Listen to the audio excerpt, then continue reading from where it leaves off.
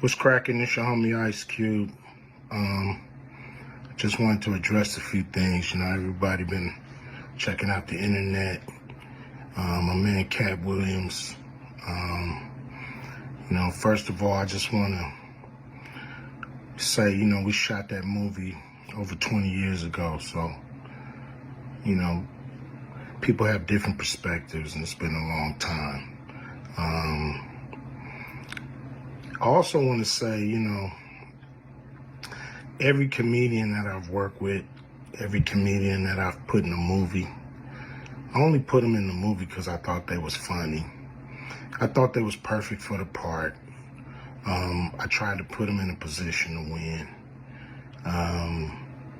That's what it's all about, I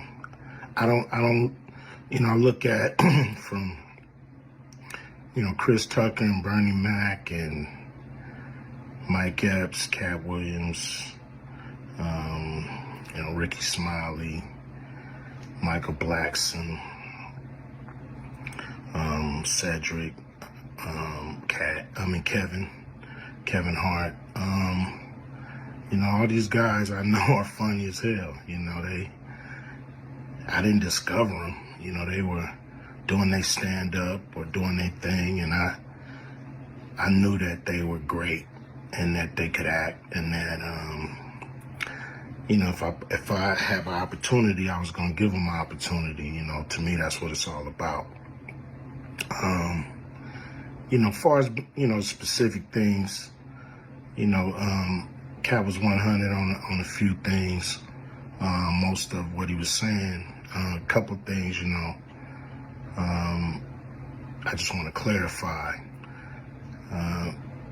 When we bring in a new, comedian, we do have them try out for different roles.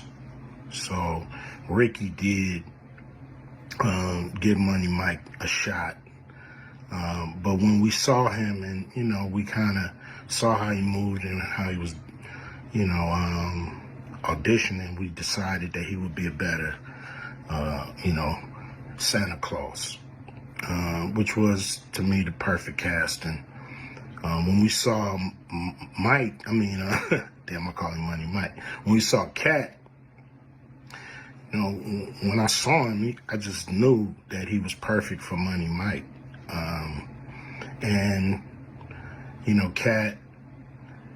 Katt, said he wrote his role, which, the role was written, but he enhanced it. This is why Katt was so dope in the movie. Money Mike had a small role, about as big as the Santa Claus role, but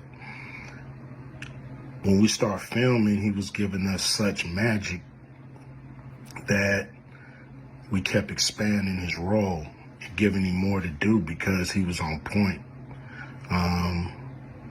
When we shoot these movies, for one, the scripts are fire, or they wouldn't even do it. The scripts are laugh out funny. But we shoot the script, but once we get what we need from the script, we let the comedians ad-lib, riff, play with the words, do their thing. We give them a take where they can, or 2, 3 takes where they can go off and do what they feel. Sometimes it makes the movie, sometimes it don't.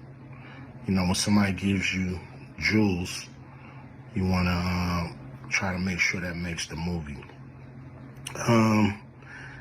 So in the movie, there's the second thing I want to clear up.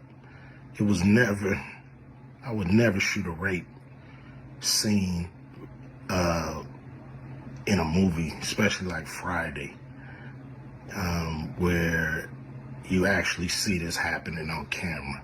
That ain't my style. If you check out any of my movies, they're not raunchy.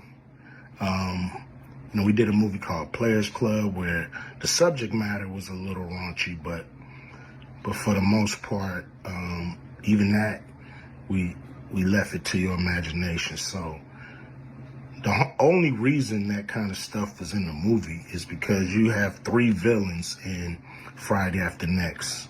You have Santa Claus stealing presents. You have Damon, just got out of prison, sweating. Craig and Day for the rent money. And then you have Money Mike, a pimp that treats his woman, like a property. So Craig is always fighting the villains in the movie, from the Joker brothers to Debo. And so we already had Craig fighting Santa Claus. And the only real way to get rid of the other two villains was to have them go against each other. And the plier joke was always in the script, was never, we would never ever show that, that's not my style if you look at any of my movies. So, that was never a discussion, we, at that point in everybody's career, we would listen to a certain extent, but we wasn't gonna change the movie for any actor. We do what we feel, and if it was a rape scene, it would have been in the movie. There was no reason not to shoot it.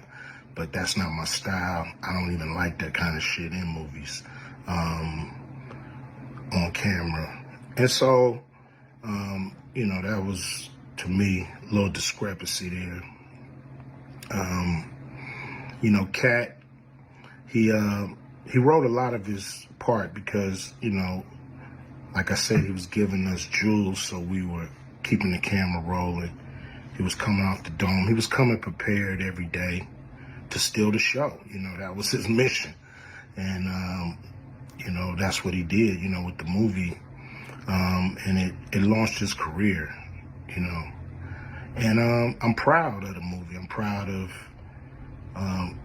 all the guys who've, come through, a Q Vision production and went on to do bigger and better things. And look, a lot of people are talking about pay and how much they was paid on these movies that were extremely low budget. Most of these guys work a couple of days, and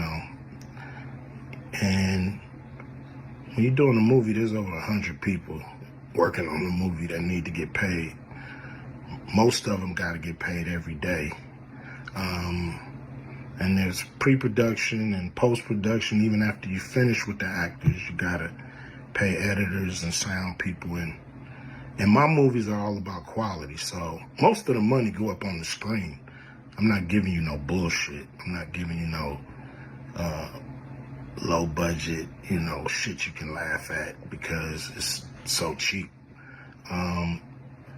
So, we try to put all the money on the screen. And so any actor that's mad at what they got paid, just look at what you was doing. Look at where your career was at the time. Take a look at where it is now. And Friday has something to do with that, I believe. And I put a lot of people in movies, but they ain't never put me in a movie. So you could take that for what it's worth. You know what I'm saying? I've given a lot of these guys opportunities. And I still act, so I'm waiting for a call. I ain't got to produce everything or write everything. I got love for all the comedians that I've worked with. Got, much love for Katt. He spoke up for me a lot. And I just wanted to be clear and clarify some things. And shit, man. I hope y'all have a good 2024. Yeah.